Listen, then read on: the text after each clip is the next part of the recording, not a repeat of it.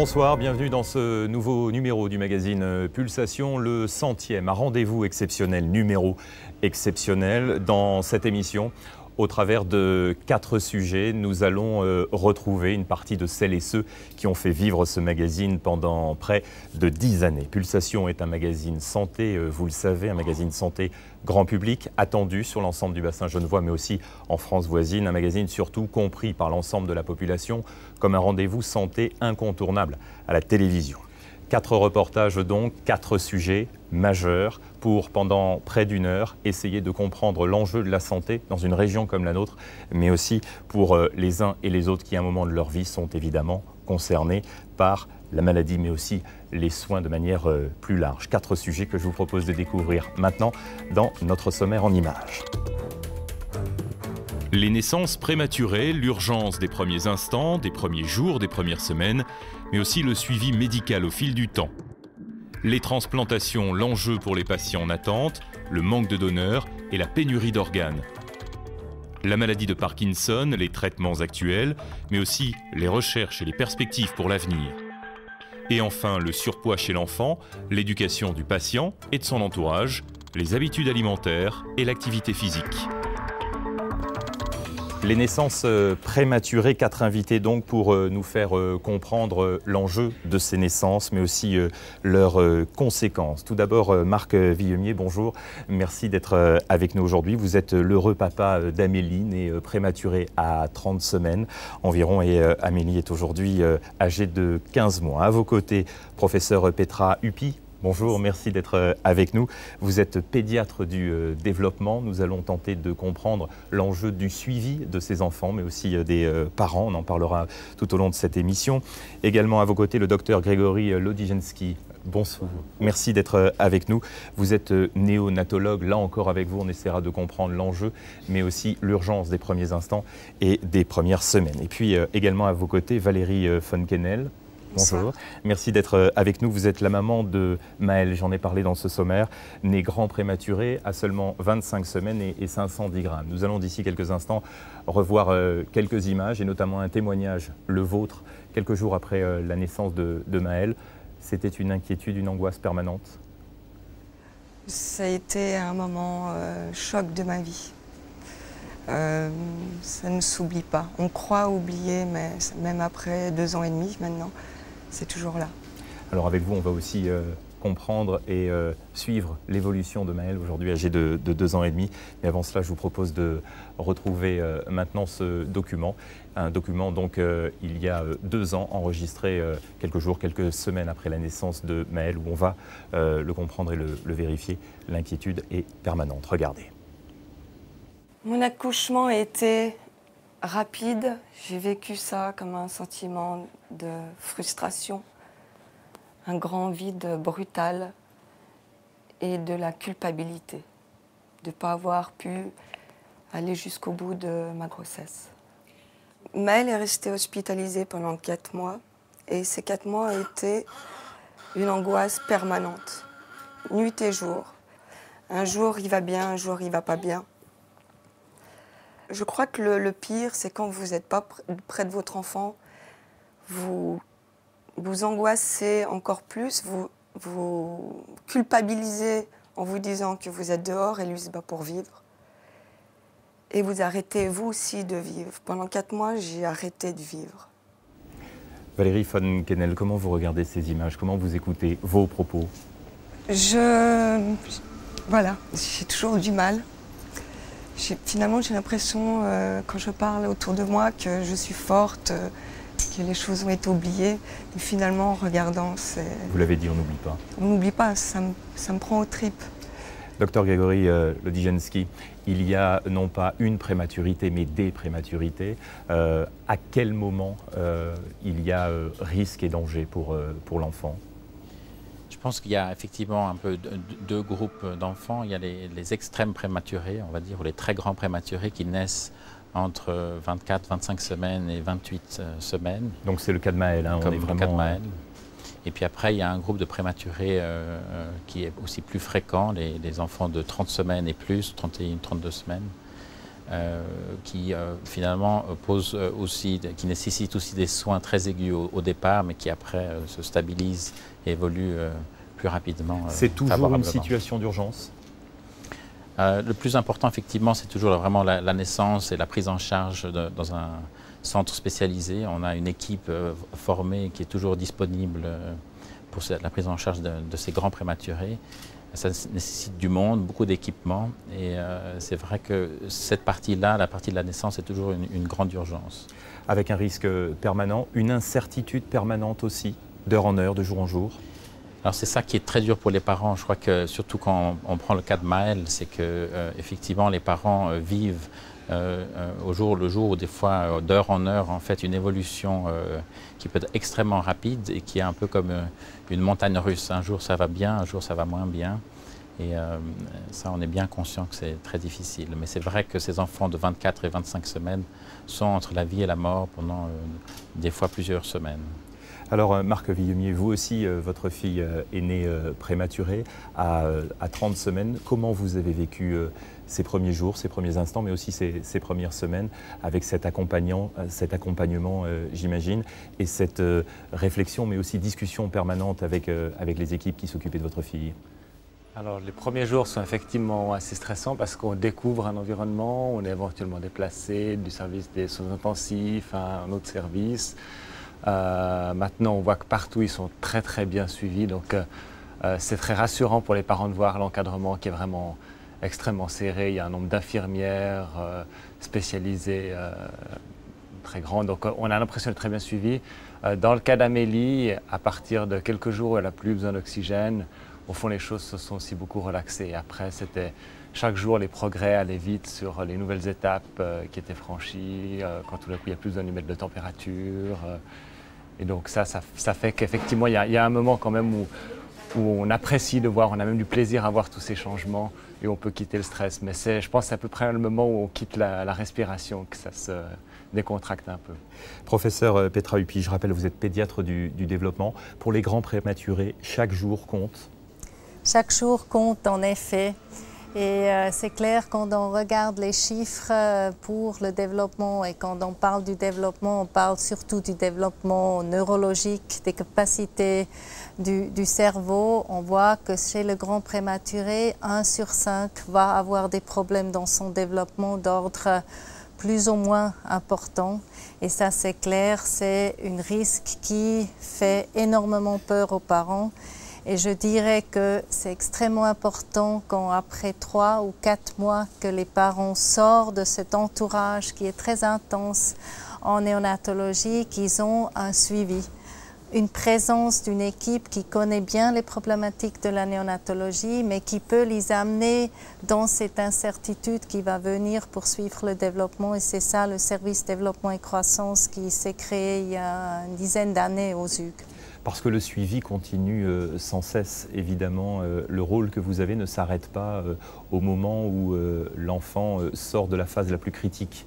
Il y a cet échange permanent avec l'enfant lui-même, mais aussi et surtout les parents. Oui, tout à fait. Donc, pour tout prématuré qui est né en dessous de 32 semaines ou en dessous de 1500 grammes, le suivi est organisé de manière régulière. La première fois pour le grand prématuré à 3 mois.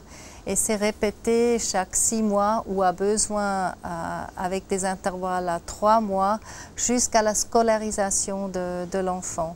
Et c'est des consultations qui se font avec une équipe pluridisciplinaire, avec la présence d'un pédiatre du développement, une physiothérapeute qui regarde le développement des fonctions motrices et une psychologue du développement qui peut souvent aussi s'échanger avec les vécus des parents qui ont une influence importante sur le développement de l'enfant. Docteur Grégory Lodzienski, on peut savoir à l'avance les risques encourus par l'enfant? Donc tout dépend effectivement du contexte de la naissance déjà qui a amené en fait la mère à accoucher d'une part, et puis ensuite ça va dépendre effectivement de l'enfant lui-même, de son âge gestationnel, de son poids à la naissance, et puis après c'est certain que plus il sera petit, comme c'était prématuré, plus il sera exposé à un certain nombre de complications, au risque de complications. Comment parlez-vous aux parents? Vous dites la vérité systématiquement? Je crois effectivement c'est un domaine de la médecine qui a énormément changé, où en fait on a une attitude vraiment de partenariat. On est très conscient que c'est une étape extrêmement difficile pour les parents, un grand choc souvent dans leur vie, et on essaye avec le soutien des infirmières et de toute l'équipe soignante vraiment d'accompagner ces parents au jour le jour et d'avoir autant de discussions qu'il est nécessaire pour qu'ils soient au courant de tout ce qui se passe concernant leur enfant. Alors Valérie von Kennel, je l'ai dit précédemment, aujourd'hui Maël est âgé de 2 ans et demi. Comment vit Maël? Il a grandi, il a changé? Il a grandi, il évolue bien. C'est un exemple de vie. Il vit à 200 à l'heure. Il est émerveillé de tout ce qui l'entoure. Tout est beau, tout est bon. Vous vous sentez une maman comme les autres? Pas ou du vous avez tout. une attention particulière? Ça dépend. Voilà, ça dépend du contexte. Disons que j'ai peut-être pour certaines choses plus d'attention qu'une autre maman, puisque comme Maël a été hospitalisée pendant 4 mois et 3 jours, donc je suis un petit peu entre parenthèses une infirmière. Donc quand il a des problèmes de désaturation encore maintenant, j'arrive tout de suite à voir le problème. Donc, mais par contre, je relativise beaucoup. Je me fais beaucoup moins de soucis peut-être qu'une maman pour son premier enfant, pour un petit rhume, ce genre de choses. Vous vous sentez moins inquiète aujourd'hui? Moins inquiète, oui. J'ai confiance dans l'avenir, dans la médecine. Et Maël est très entourée parce que depuis sa naissance, l'hôpital est notre deuxième maison. On y est 1 fois par semaine. Mais on relativise et on vit avec. Alors vous l'avez dit, aujourd'hui Maël vit à 200 à l'heure. Je vous propose de découvrir ces images, mais aussi d'écouter le père de Maël qui vit évidemment lui aussi au rythme de Maël. Regardez. Alors Maël est un enfant enthousiaste au sens étymologique du terme, c'est-à-dire qu'il est pris par les dieux. La vie est en lui, on le voit au quotidien, dans tout ce qu'il fait, dans ce qu'on lui propose. Il le fait avec joie, avec beaucoup d'envie, certainement à 200%. Il veut faire les choses très vite, donc on le cadre le plus possible, mais aussi de façon la plus standard possible, puisque notre éducation doit le plus possible oublier cette très grande prématurité pour ne pas le surstimuler, par exemple. Il nous a beaucoup perturbés dans les premiers mois, puisque nous étions très inquiets sur des séquelles lourdes éventuelles. Aujourd'hui, ces séquelles lourdes sont complètement évacuées, mais nous gardons quelques inquiétudes sur d'éventuelles séquelles légères, notamment sur les troubles de l'apprentissage. Donc nous sommes constamment vigilants, nous l'observons beaucoup, ce qui vient biaiser un petit peu notre relation avec lui, puisqu'on ne peut pas s'abandonner complètement à une relation 100% affective, puisque nous analysons constamment ce qu'il fait. Est-ce qu'à 26 mois, il doit connaître ses couleurs ou pas, comment font les autres enfants? Mais justement, à force de l'observer, eh bien, Maël, on le voit heureux de vivre, et aujourd'hui, on sait qu'il sera un adulte heureux, et c'est à nous de l'accompagner pour que ce bonheur soit complet. Professeur Petra Huppi, ce que vous entendez dans la bouche du père de Maël ressemble à ce que vous avez, vous, l'habitude d'entendre avec toutes les familles que vous côtoyez? Oui, je dois dire, le papa de Maël a très bien exprimé ce qui vivent beaucoup de parents et ce qui vivent aussi les professionnels qui s'occupent d'enfants prématurés. Donc cette incertitude au début de la vie, est-ce que la vie va être normale? Est-ce que ça va être un enfant qui peut se réjouir, qui peuvent courir, qui peuvent investir pleinement dans sa vie? Donc effectivement, après le temps de 2 ans à peu près, on peut dire Maël, comme grand prématuré, il ne va pas appartenir à ce 1 sur 5 qui va avoir un handicap sévère. À l'âge de Maël, vous avez aujourd'hui, vous, plus de certitude sur son avenir? Tout à fait. Par contre, comme dit très bien le papa, les incertitudes sur des petits problèmes restent parce qu'on sait que À son âge gestationnel, à peu près 1 sur 2 enfants va présenter des petits problèmes d'apprentissage qui sont d'ordre régulation d'attention, de pouvoir développer des stratégies pour résoudre des problèmes. Et c'est exactement pour ça qu'on est là, pour aider à l'enfant de éventuellement avoir un petit peu d'aide pour apprendre ces types de tâches de cognition. Alors vous aidez aussi les parents à grandir avec Maëlle. Vous vous sentez aussi les conseiller régulièrement les uns les autres? Et maman a très bien dit, est-ce que je suis une maman surprotective ou pas? C'est certes que la plupart des parents des prématurés font beaucoup d'attention, mais ils amènent aussi beaucoup de présence à l'enfant. Et on sait par exemple que dans la population des prématurés, on a moins de problèmes à l'âge de l'adolescent pour ce qui est du comportement un peu antisocial. Donc, normalement, le risque d'être de la mauvaise côté, faire des bêtises, avoir des contacts avec des drogues ou autres est réduite pour les prématurés. Donc, une bonne chose aussi. Et je pense que c'est important qu'on dit aussi que quand on demande un prématuré à l'âge adolescent, comment est ta qualité de vie? La plupart jugent leur qualité de vie excellente, et malgré des petites difficultés qui sont vécues. Marc Villemer, comment vous vivez avec votre fille aujourd'hui? Vous vous sentez un papa standard, plus protecteur? Oui. Non, on ne fait plus tellement de différence avec... on sait que quand on regarde les développements, que ce soit la marche, la parole, on sait que si on veut comparer, il faut tenir en compte encore les quelques semaines de différence par rapport à notre enfant. Mais non, actuellement, on peut vivre avec elle sans y penser. Vous envisagez, plus grande, de lui expliquer ce qu'elle a vécu? Ah, certainement, oui, oui, tout à fait. Oui, on lui a préparé des albums photos pour pouvoir lui expliquer tout ce qu'elle a vécu et toute son histoire, c'est sûr. Valérie, question similaire. Vous direz tout à Maëlle? Tout à fait. C'est un parcours extraordinaire, donc on lui en parlera, mais sans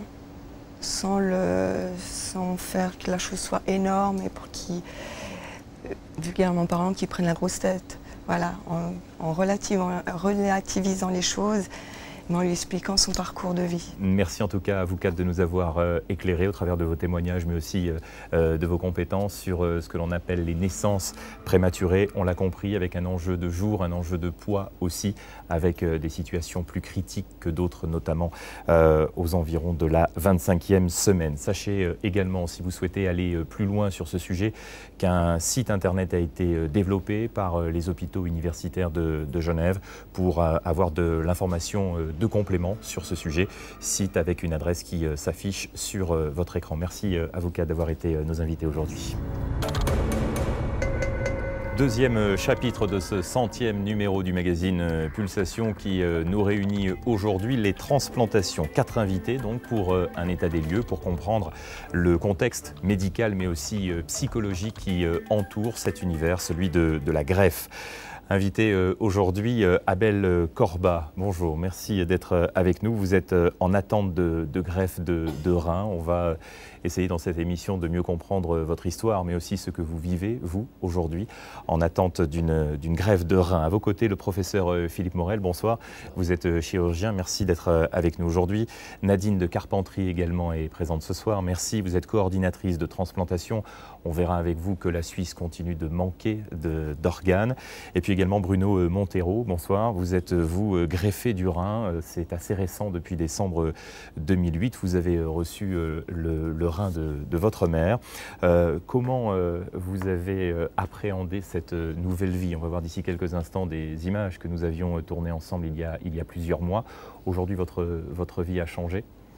Oui, ma vie a changé car j'ai pu commencer un nouveau travail. Car avant, j'étais extrêmement fatigué avec toutes ces dialyses, tous les rendez-vous à l'hôpital. Et heureusement que ma mère m'a donné un rein. J'ai eu moins d'attente que certaines personnes actuellement. Alors cette perspective, et on va le voir, était évidemment un espoir, mais aussi une inquiétude pour vous et votre maman. Oui, c'était une inquiétude car c'était la deuxième greffe rénale AB1 incompatible qu'il y avait à Genève. Alors pour moi, c'était assez difficile à accepter ça, mais il n'y avait pas d'autre choix, alors j'ai foncé. que vous appelez ABO incompatibles, ce sont effectivement des groupes sanguins qui sont incompatibles. Cette inquiétude, je vous propose de la partager maintenant avec ce document que nous avions réalisé avec Bruno, mais aussi sa maman. C'était quelques semaines avant l'intervention qui a, on l'a compris, changé la vie de Bruno. Regardez. En arrivant près de la greffe, j'ai hâte d'y arriver car je me sens de plus en plus fatigué. J'arrive pas à finir une dialyse et je sens que mon cœur il souffre et voilà, j'ai envie de faire cette greffe avec ma mère et je sens que ça va bientôt arriver. Je me sens un petit peu stressé, un petit peu angoissé ces jours, je dors pas tellement la nuit. Et c'est vrai que là, en arrivant au jour de l'opération, ça donne beaucoup à réfléchir. Comme j'ai déjà dit au médecin, dès que je me réveille, ma mère va bien, même si moi j'ai des douleurs, ça va. Si ma mère va bien, moi je vais bien. Maintenant, c'est vrai que s'il se passe quoi que ce soit avec ma maman, là, ça ira plus. Bruno Montero, comment vous regardez ces images qui sont déjà pour vous des images d'archives? Pour moi, ça c'est chaque fois difficile que je revoie ça à la télé. Je pense que c'est quelque chose qui m'est arrivé d'une autre planète, hein, si on veut dire, car pour moi, ma mère, c'est tout quoi, dans ma vie. Elle m'a donné 2 fois la vie, on va dire à la naissance, et puis elle m'a fait revivre lorsqu'elle m'a dit qu'elle allait me donner le rein. Professeur Philippe Morel, on entend parler de greffe depuis de nombreuses années. C'est aujourd'hui un acte chirurgical banal, simple? Ça n'est jamais un acte chirurgical banal, c'est un acte chirurgical complexe, mais qui est devenu fréquent. La médecine peut, la chirurgie peut faire la transplantation. Le problème, c'est a-t-on des organes? A-t-on suffisamment d'organes pour les receveurs? Or, il se trouve que, nous le savons tous, nous n'en avons pas assez, et en particulier en Suisse, il y a un manque crucial. La médecine, la chirurgie peut, à savoir si nous tous le voulons vraiment et si le don d'organes va devenir plus fréquent, mieux accepté et permettre aux innombrables patients en liste d'attente de bénéficier de la greffe qui améliore significativement leur vie, on vient de le voir, ou qui leur prolonge la vie, qui leur sauve la vie. Alors vous parlez de liste d'attente, on l'a évoqué précédemment dans ce sommaire. En Suisse, c'est près de 1200 personnes qui sont en attente, dont vous, Abel Corba. Comment vivez-vous ce quotidien de l'attente? Vous êtes, vous, en attente d'un rein également? Je suis en attente d'un rein depuis 1 année maintenant. Ça fait 3 ans que je dialyse, depuis 2006. Et bon... on fait les dialyses 3 fois par semaine, 4 heures. C'est assez lourd. Et je pense que, j'espère plutôt que d'ici peu, on m'appelle étant aux aguets sur 24 heures sur 24 d'un téléphone. Oui, vous pouvez contacter à tout instant, même pendant cette émission. Pourquoi avoir... envie et attendre véritablement une greffe pour changer de vie, pour arrêter les contraintes de la dialyse? C'est une obligation médicale également pour vous? Oui, bien sûr. C'est un changement de vie. Je constate avec mon voisin que c'est un changement de vie primordial. Aujourd'hui, je subis ces dialyses, ces hémodialyses. J'espère qu'un jour, eh bien, je profiterai un peu plus de la vie. C'est moi qui déciderai de ce que je ferai de mes loisirs et de mon existence. Vous avez aussi l'obligation de rester dans un secteur géographique ouais, enfin, je crois, plus ou moins restreint pour être effectivement... À 2 heures de Genève. Disponible 24 heures sur 24. Nadine de Carpentry, je le rappelle, vous êtes coordinatrice de transplantation ici. Pourquoi manque-t-on d'organes et depuis tant de temps? Bien écoutez, actuellement nous sommes à peine à 11 donneurs par million d'habitants en Suisse. La Suisse n'est pas contre le don d'organes quand des audits ont été faits. Mais par contre, les Suisses, de leur vivant, ne se manifestent pas auprès de leurs proches, n'en parlent pas dans une conversation. Vous dites de leur vivant parce qu'il faut aborder ce sujet à ce moment-là? Absolument, il faut en parler de son vivant. La nouvelle loi nous oblige, lorsqu'un donneur potentiel est annoncé aux soins intensifs, d'en parler avec la famille. Et la famille doit signer maintenant un consentement éclairé pour l'acceptation du don d'organes. Moralité, si les gens n'en ont pas parlé de leur vivant, quand cette mort subite et violente arrive, les familles sont tellement dans la douleur qu'on de la peine à passer à une autre étape pour parler du don d'organes. C'est encore un sujet tabou? Tabou, je ne sais pas si c'est tabou, mais les gens n'en parlent pas. On va dire oui, le mot tabou si vous le souhaitez, mais les gens ont très peur d'en parler parce que ça reflète sa propre mort, bien évidemment. Professeur Morel, il y a effectivement l'opération, bien sûr, mais il y a pour Bruno, mais aussi pour tous ceux et celles qui sont greffés, un suivi qui commence dès le lendemain de l'intervention.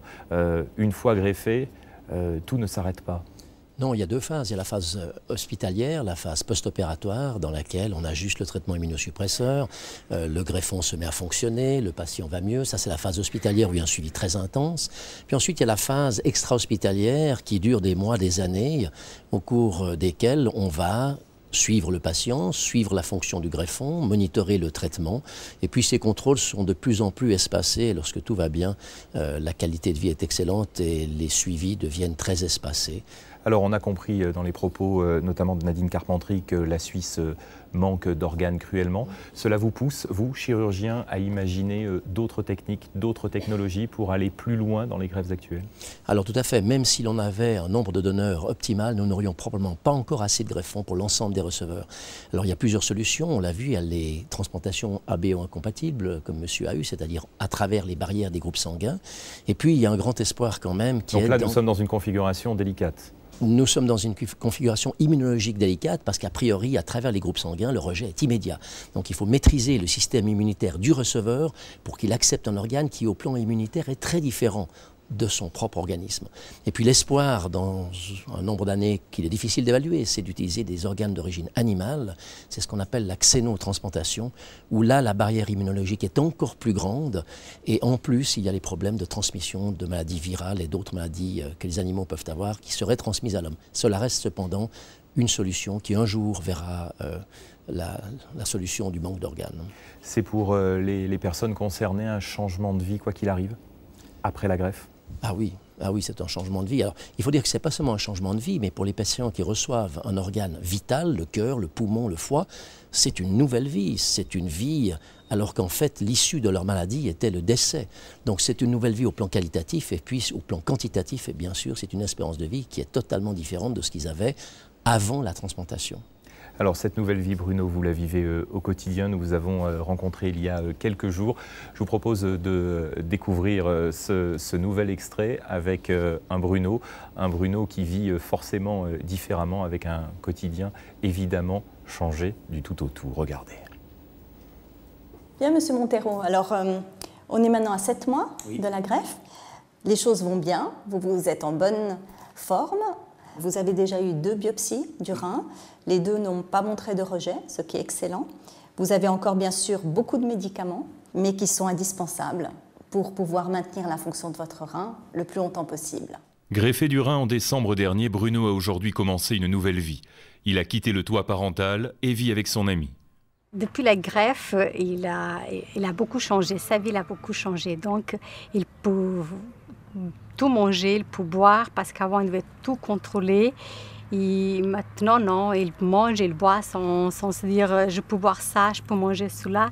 Et puis, il y a aussi, on peut pas, parce qu'avant, comme il allait 3 fois par semaine pour ses dialyses, donc c'était difficile, on ne pouvait rien programmer si on devait partir en week-end ou pas.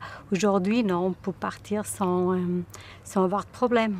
À cause de la maladie, Bruno ne travaillait plus depuis 3 ans. Aujourd'hui, il a des projets professionnels. Son souhait est obtenir le certificat d'auxiliaire de la santé de la Croix-Rouge. Dans ce cadre, il a effectué cet été un premier stage d'immersion dans un établissement médico-social. Quant à la donneuse, sa maman en l'occurrence, elle se porte bien. À 7 mois de la greffe, alors je me sens très bien. Pour moi, je me sens encore plus fort qu'avant. Bruno Montero, la relation avec votre maman s'est enrichie, s'est renforcée? Oui, c'est renforcé par rapport à qu'on s'appelle. Je passe pas un jour sans appeler ma mère pour voir si elle va bien. Et elle passe pas un jour sans m'appeler pour voir si tout va bien. Quand j'ai mes contrôles, alors elle m'appelle pour voir si tous les résultats sont bons, s'il n'y a pas de rejet, si je me sens en pleine forme. C'est encore un sujet de conversation entre vous? Oui, quasiment tout le temps à la maison. Merci en tout cas à vous quatre d'avoir été nos invités pour essayer d'aller un petit peu plus loin dans cet univers, celui de la transplantation, très complexe, on l'a compris, sur le plan médical bien sûr, mais avec également ce manque d'organes, notamment en Suisse, je vous le rappelle. Chaque année, près de 1200 personnes sont en attente d'une greffe. Si vous souhaitez aller plus loin sur ce sujet, il existe un site internet que vous pouvez consulter avec l'adresse qui s'affiche sur votre écran, le www.suissetransplant.org. Merci à vous quatre de nous avoir éclairés sur ce sujet qui nous concerne tous. Merci. Troisième chapitre de cette émission spéciale Pulsation avec la maladie de Parkinson. 4 invités pour aller au plus près de cette maladie que le grand public imagine connaître et qu'il ne connaît pas. Tout d'abord, Janine Stepinski, bonsoir.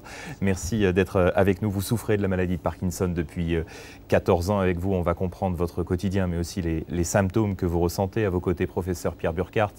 Bonsoir, merci d'être avec nous. Vous êtes neurologue et vous travaillez au quotidien sur cette maladie.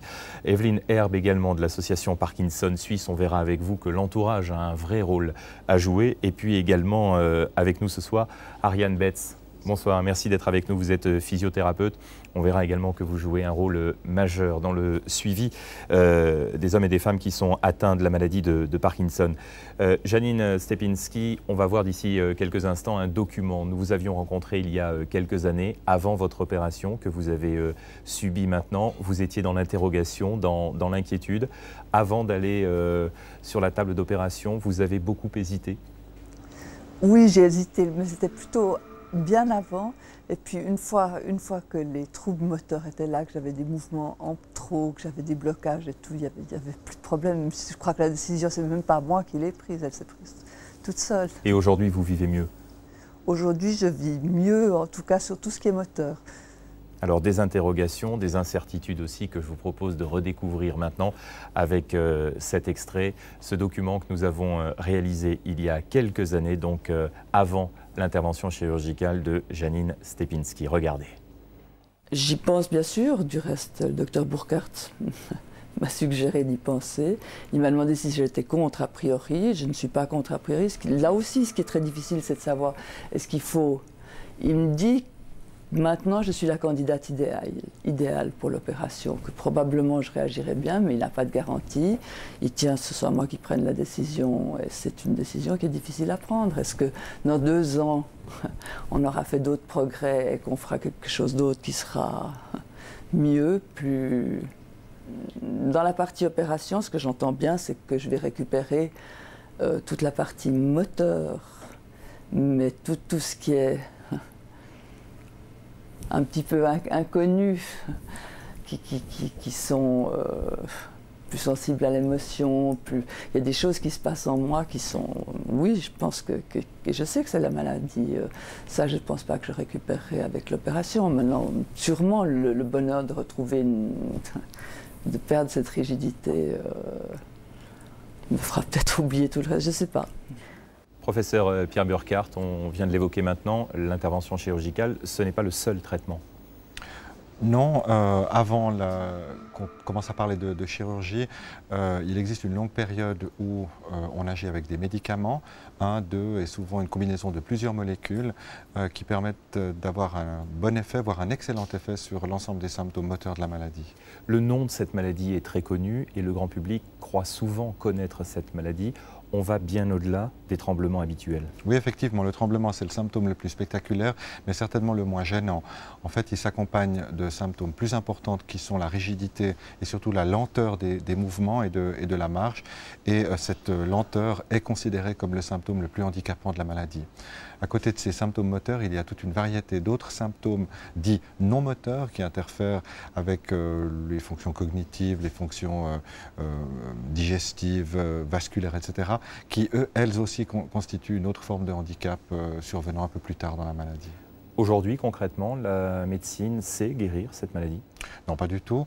Donc actuellement, on n'a aucun traitement dit curatif et on n'a pas même de traitement qui puisse freiner ou interrompre ou stopper cette maladie. On dispose exclusivement de ce qu'on appelle des traitements symptomatiques qui, comme j'ai dit tout à l'heure, agissent bien, mais uniquement sur les symptômes de la maladie. Alors, Ariane Betts, vous êtes physiothérapeute, on a parlé notamment des différents troubles moteurs. Vous travaillez d'ailleurs aux côtés de patients qui souffrent de la maladie de Parkinson. À quoi ressemblent les exercices que vous avez l'habitude de faire? Alors, c'est des exercices principalement de marche, surtout. Enfin, d'abord, ça consiste en un bilan. Donc, à partir de là, on regarde où le patient présente des difficultés, qui peuvent être d'ordre des activités de la vie quotidienne ou de la marche en particulier. À ce moment-là, on travaillera sur ce qui pose problème pendant la marche, qui peut être des blocages, c'est assez fréquent, ou un manque de mobilité en règle générale pendant la marche. Alors on le voit sur les images d'ailleurs, Ouais. un couloir vous suffit presque pour travailler avec, Oui. avec un patient. Cette relation entre le patient et vous-même est essentielle pour aller plus loin dans le traitement? Elle est essentielle parce que le patient manque souvent de confiance, il a peur de tomber puisque il y a des risques de chute quand même relativement élevés. Donc c'est important qu'on lui redonne confiance, qu'il puisse se mobiliser à nouveau et qu'il puisse aussi réaliser ses exercices à domicile. Donc on lui montre aussi une partie d'exercices qu'il puisse faire seul pour qu'il les réalise chaque jour de manière régulière. Pour qu'il y ait effectivement une répétition de chaque exercice. Alors c'est une maladie qui concerne aussi l'entourage proche.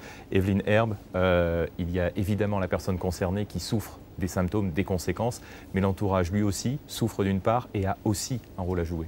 Oui, l'entourage a un rôle très important de soutien avec le patient, mais naturellement chaque personne, chaque couple patient proche est différent et certaines personnes nous appellent, elles sont un peu perdues, elles ne savent pas si elles doivent beaucoup aider ou pas assez, elles ont peur d'en faire trop, d'en faire pas assez, donc chaque cas est vraiment différent. Nous avons des groupes de patients et des groupes de proches qui permettent autant aux personnes atteintes par la maladie qu'à leurs proches de se rencontrer, d'échanger et de discuter pour voir comment les autres gèrent leur quotidien avec cette maladie. Alors Janine Stepinski, nous avons rencontré votre mari qui vit avec vous cette maladie de Parkinson avec pour lui aussi un quotidien désormais différent. Regardez, reportage Géraldine André, Paola Mori. Ce qui a changé, c'est qu'elle a retrouvé une grande partie de ses capacités motrices. Mais la maladie, l'opération, comme vous le savez, ne résout pas, n'arrête pas la maladie, elle en atténue les effets, que la maladie continue d'évoluer, que d'ailleurs elle doit reprendre quelques médicaments et qu'il y a certaines dégradations qui se poursuivent, notamment au niveau des facultés cognitives, et de la lenteur, et de la maladresse, et de la gestion du stress, par exemple. Dans les choses principales qui changent, il y a peut-être deux choses qui me paraissent importantes. Il y a cette notion de dépendance par rapport à l'autre. Il y a aussi la perte de la faculté d'improviser. Il faut planifier les choses, par exemple un petit voyage ou un week-end, ça doit être préparé à l'avance parce qu'il faut aux malades du temps pour se faire à l'idée, pour se préparer, pour accepter l'idée de faire ce déplacement. Et donc pour le conjoint, c'est une perte de souplesse dans les activités du couple. Janine Stepinski, votre vie a changé, votre couple a changé? Ah oui, ça certainement. Aussi bien pour mon mari que pour moi. Je pense que lui, vraiment, c'est le flouet de l'affaire. Il a perdu sur toute la ligne et il n'est pas malade. Il oublie parfois? Je ne sais pas. Des fois, il s'énerve beaucoup et moi, je me dis, bah, tant mieux, parce que comme ça, il oublie. Professeur Pierre Burkhardt, on a parlé des réalités, celles d'aujourd'hui, celles que nous vivons, que les patients vivent bien sûr. Quel avenir pour cette maladie ? Alors évidemment, c'est un domaine actuellement de la recherche qui est très développé. Il y a une recherche considérable qui se fait sur ce chapitre-là précisément. Et il y a différents axes de recherche qui tous sont prometteurs. Le premier axe, c'est d'interférer avec les mécanismes qui aboutissent à la mort de ces neurones en utilisant différentes molécules qui permettent d'interrompre ce cycle qui aboutit à la dégénérescence de ces neurones. Notre approche, c'est le remplacement de ces neurones dégénérés. C'est ce qu'on appelle la thérapie cellulaire, par exemple par les fameuses cellules souches. Et une troisième approche, c'est de renforcer les fonctions de ces cellules déficientes, notamment par une approche de type thérapie génique. Merci en tout cas à vous quatre d'avoir témoigné ce soir et de nous avoir fait comprendre les enjeux mais aussi les conséquences et les symptômes de la maladie de Parkinson qui, on l'a bien compris, dépasse le simple cadre du tremblement. Quatrième et dernier volet de ce numéro exceptionnel de Pulsation consacré au surpoids et à l'obésité chez l'enfant. 4 invités pour nous faire comprendre que le surpoids n'est pas qu'une question de kilos superflus. Tout d'abord, Florian Lanza, bonsoir. 16 ans, tu étais en surpoids il y a quelques années où nous t'avions d'ailleurs déjà rencontré. On verra quelques images d'ici quelques instants. À tes côtés, le docteur Nathalie Farpour-Lambert. Bonsoir. Bonsoir. Vous êtes pédiatre. Merci d'être avec nous aujourd'hui. Également Isabelle Lanza, vous êtes la maman de Florian. On verra aussi que vous avez également vécu et accompagné Florian pendant toutes ces années, que vous continuez de le faire également aujourd'hui. Et puis également Sophie Bucher-Delator. Bonsoir, merci d'être avec nous. Vous êtes diététicienne, on parlera évidemment de votre métier, des conséquences aussi, des conseils que vous donnez pour tenter de lutter le surpoids et l'obésité chez l'enfant. Des chiffres, on le sait, assez inquiétants dans un pays comme le nôtre. Près de 20% des enfants sont susceptibles un jour de vivre une période de surpoids. Ça a été ton cas, Florian. Tu te souviens de ces années difficiles pour toi? Ouais, la plupart du temps, oui. C'était 4 ans, 5 ans, c'est long.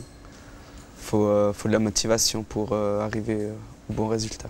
À surpasser, j'imagine, des difficultés.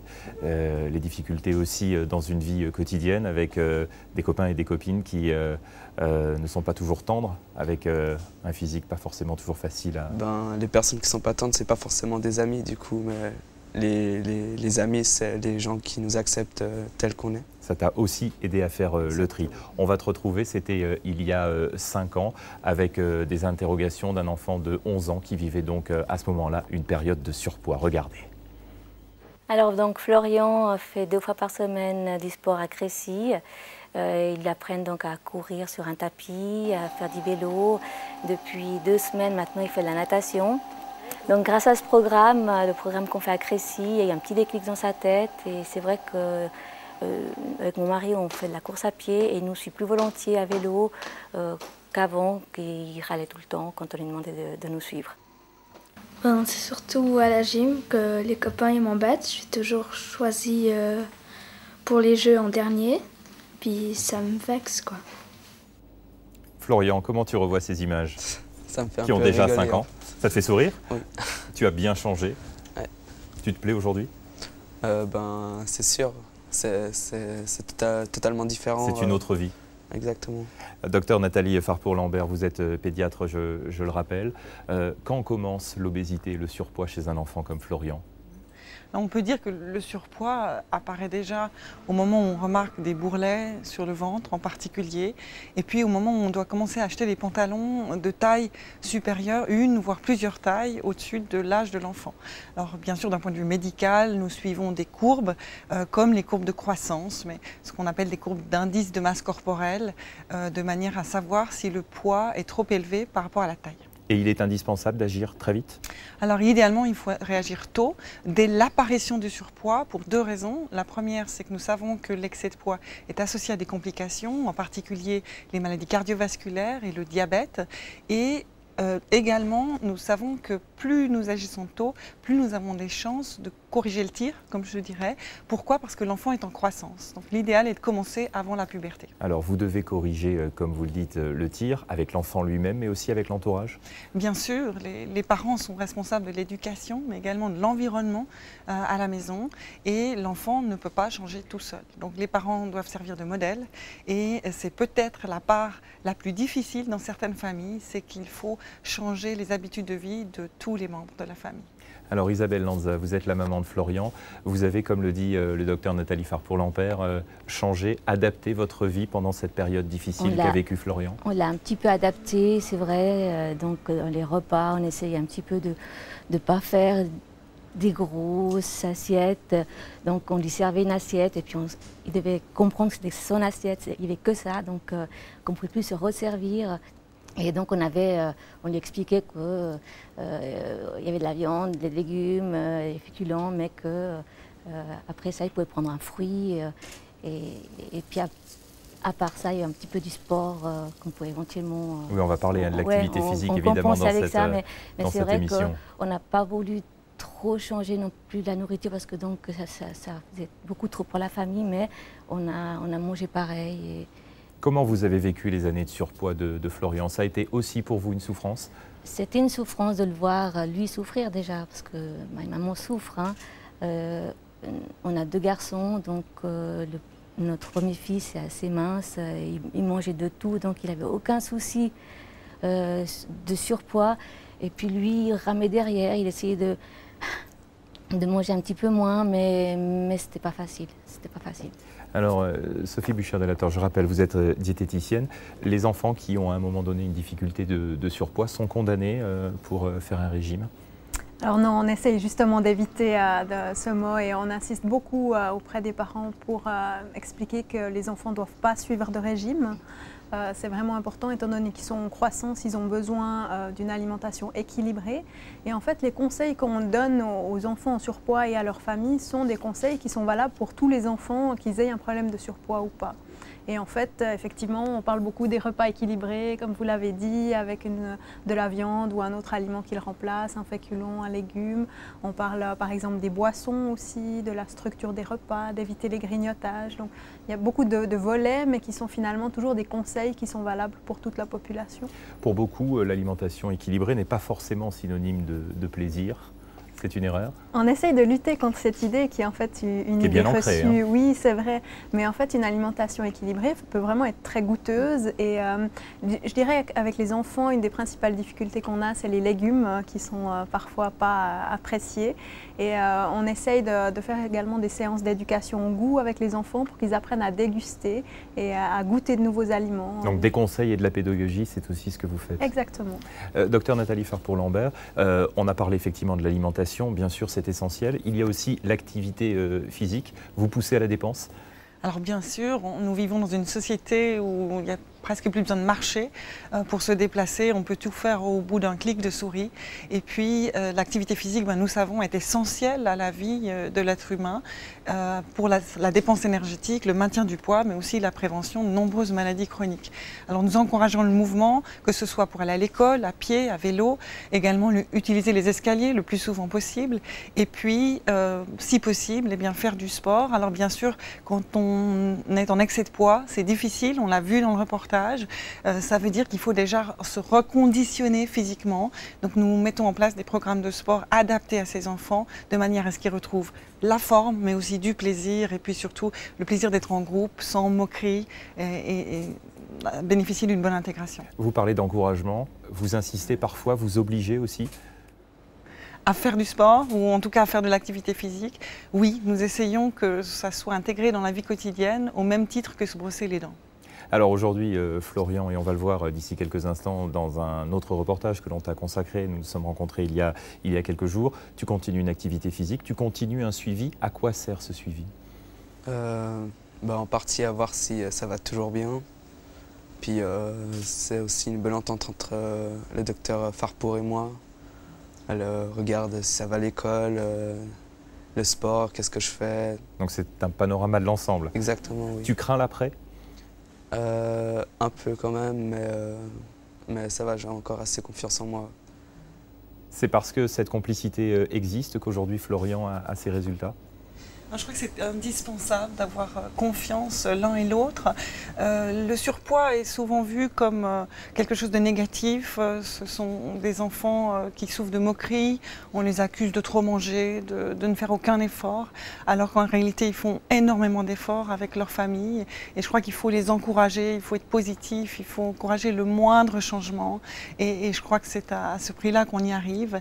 Et je pense que c'est important à l'enfant et sa famille de comprendre qu'on est là pour les aider, qu'on ne va pas pouvoir tout faire, mais qu'on va les soutenir en tout cas le plus longtemps possible s'ils ont un souhait de changement. Alors des efforts, Florian, tu continues d'en faire, on va le voir sur ces images. Florian qui continue en tout cas dans l'activité physique de garder le cap, regardez. Les exercices qu'on est amené à faire dans le cadre d'enfants en surpoids c'est déjà de redonner goût au sport, de faire un programme d'endurance, parce qu'on sait très bien que pour brûler un maximum de graisse, il faut faire un travail sur le long terme et puis pas trop intensif. On peut utiliser aussi des exercices de musculation tels que les exercices de gainage pour avoir un bon maintien aussi, c'est important du corporel. Et puis ça aide aussi pour pouvoir faire des exercices plus intensifs par la suite. L'idée n'était pas de perdre du poids, mais c'était de stabiliser son poids. C'est-à-dire qu'il avait une certaine taille et puis on savait évidemment qu'à l'adolescence, il allait faire une poussée. Et l'idée, c'était de garder le même poids jusqu'à son adolescence. Isabelle Lanza, les repas de Florian, c'est toujours un casse-tête pour vous? Non, pas du tout. Maintenant, il se gère tout seul. Donc, souvent, je dois même le pousser à manger un peu plus parce qu'il a tendance à dire stop, c'est bon, j'ai assez. Même souvent, on se fait des petits apéros et il demande à boire de l'eau. Alors, je dis, mais tu veux pas boire un petit pas, autre chose que de l'eau? Non, non, de l'eau me suffit. Donc, il se gère tout seul. Donc, je suis assez contente. J'ai plus besoin de le contrôler. Nous arrivons bientôt au terme de cette émission. Docteur Nathalie Farpour-Lambert, il y a le risque parfois que certains adolescents basculent de l'autre côté et rentrent dans une logique peut-être trop extrême parfois? C'est extrêmement rare et je crois que ce n'est pas une crainte en général parce que les enfants qui vraiment ne mangent plus assez, ce qu'on appelle l'anorexie, sont souvent associés à d'autres problèmes psychologiques. Donc on est en dehors effectivement du périmètre du surpoids et de l'obésité qui, même dans un pays comme le nôtre, devient de plus en plus inquiétant pour les années d'aujourd'hui bien sûr, mais aussi pour les années à venir. Merci à vous quatre de nous avoir aiguillés sur cette problématique qui, on l'a compris, touche près de 20% des enfants en Suisse. C'est la fin donc de ce numéro exceptionnel de Pulsation qui fête donc aujourd'hui son 100e numéro. Merci aux équipes rédactionnelles et techniques qui ont aidé à préparer ce rendez-vous. Merci également à Paola Maury, rédactrice en chef de ce magazine qui prépare déjà le 101e numéro de Pulsation. Un mot également pour vous dire que toutes les émissions du magazine Pulsation sont à suivre sur le site internet des hôpitaux universitaires de Genève avec l'adresse qui s'affiche en bas de l'écran. Merci, bonsoir.